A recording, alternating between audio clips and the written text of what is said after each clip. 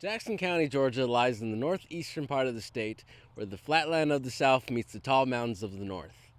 It was named after a feisty young colonel that fought the British from Savannah to Cowpens, then later on fought his fellow elected colleagues on the increasing power of the federal government and the fraudulent sale of land surrounding the Yazoo River.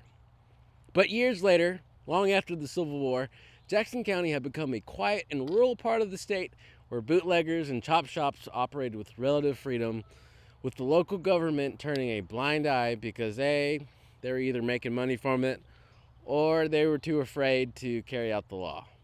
Now, bootlegging and car stealing were very common criminal pursuits at the time, all across the United States. But during the 1950s and 60s, Jackson County was the bootlegging and car stealing hub of Georgia. Cars were stolen from Atlanta and Athens, chopped up in garages around Commerce and surrounding towns. Then the parts were sold up north. Bootlegging in Jackson County was very profitable due to the proximity of these two large markets, Athens and Atlanta. Athens being a college town since the 1700s, and Atlanta being one of the biggest cities in the South. Typically, when you think of bootlegging, you're thinking mountainside stills up in Fanning, Union, or Murray counties. And yes, they had a lot of stills back then, but none of them were as close to Athens and Atlanta as Jackson County was. So, from the turn of the century to the 1960s, Jackson County's illegal alcohol business grew steadily in relative peace. But by 1964, a local lawyer by the name of Floyd Horde had gained enough support to be elected the prosecutor of a tri-county circuit encompassing Banks, Barrow, and Jackson counties. And he had been elected on the platform of cleaning up the three counties, especially Jackson County. Floyd Horde had been living in Jefferson, Georgia since 1952 and started out as just a local lawyer and for some time was also the newspaper editor of the Jackson County Herald.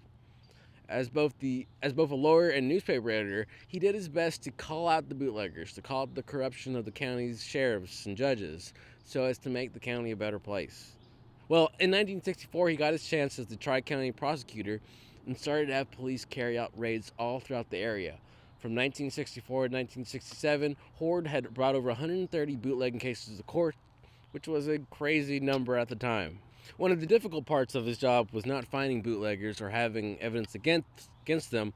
It was convincing society around him that bootlegging was wrong.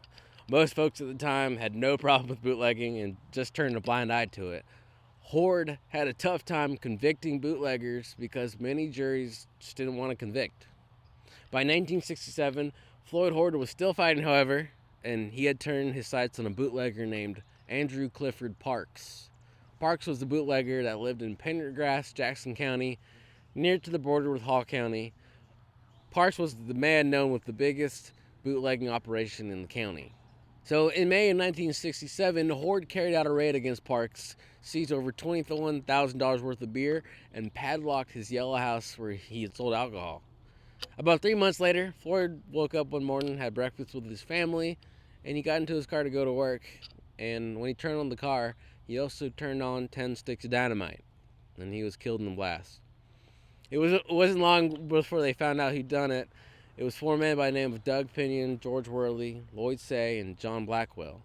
Blackwell was the one that put the dynamite underneath the car. Say was the guy originally supposed to do it, but he taught Blackwell to do it.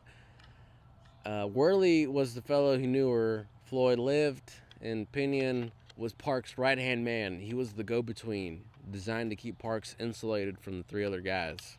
But they were all found out, and all four men were arrested, along with Parks. Parks was sentenced to death, but he fought a long and hard fight not to get executed, and eventually he got his sentence changed to life in prison. Parks died in prison in 1978. Floyd's murder had been a wake-up call for the whole northeast Georgia area, and bootlegging started to die slowly. By 1985, bootlegging had become a thing of the past. So what did this have to do with me? Well, Parks fought his conviction and eventually got it overturned, but he had to purchase the talents of lots of lawyers to do this. And to purchase those lawyers, he had to sell some of his land in Pendergrass, the same land where he sold and made liquor. A married couple bought that land, had a son, and lived there for a long time. But one day they were all driving together and they got into a car wreck with a log truck. The husband was killed The son was paralyzed, and the wife was made a widow. She remarried, and her new husband created a farm here, this chicken house right behind me, and he ran that farm for over 10 years, but the couple got a divorce, and in the divorce, they sold that land to my father and mother in 1987. This is a story I pieced together from many different sources. My father gathered much of this information for me from many people who are from Pendergrass and surrounding areas, from people who were alive at the time, who remember A.C. Parks and Floyd Horde.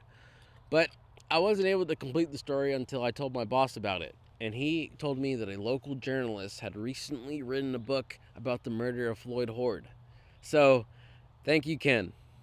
The book is called A Conspiracy of Silence, and it was a big help in telling the story about how my family's farm came to be. The book helped me see the complete picture, which is something I've always wanted to see. I love chickens. They taste delicious. They are one of the best teachers a boy could ever have. If you want to learn more about chicken farming, click on one of these links to my right, your left, I don't know.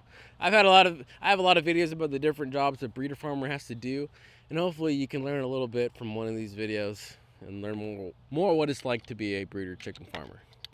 If you don't know anything about chicken farming, click on this top right one.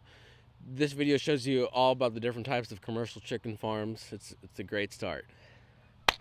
Anyways, welcome to the Gabby Lyfe. Thanks for watching.